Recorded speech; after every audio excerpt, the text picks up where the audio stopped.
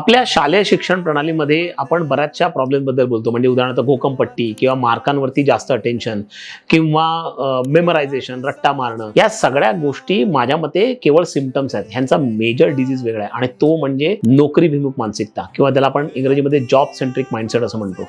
म्हणजे सातत्याने मला 10वी मध्ये बोर्डामध्ये जास्त मार्क मिळाले पाहिजेत, मला चांगलं जास्त कॉलेज चांगलं मिळेल, ते का मिळालं पाहिजे म्हणजे मला चांगली नोकरी मिळेल. म्हणजे शेवटी माझ्या आयुष्याचा उद्धार हा केवळ दुसरा कोणीतरी करू शकतो, मी स्वतः करू शकत नाही. मला किती चांगले मार्क मिळाले तरी सुद्धा ultimately Google, Microsoft, Tata, Birla ह्यांनी येऊन ज्यावेळी नोकरी देतील त्याच वेळी मी काहीतरी करू शकेन. स्वतःच्या बळावरती स्वतःचं कौशल्य वापरून मी काही करू शकत नाही, अशा प्रकारचा कॉन्फिडन्सच आपण एज्युकेशन सिस्टममध्ये निर्माण करू शकत नाही. आणि त्याच्याचमुळे आपल्या भारतामध्ये उद्योजकता किंवा उद्योग करणाऱ्या लोकांची संख्या फार कमी आहे आणि खास करून महाराष्ट्रामध्ये.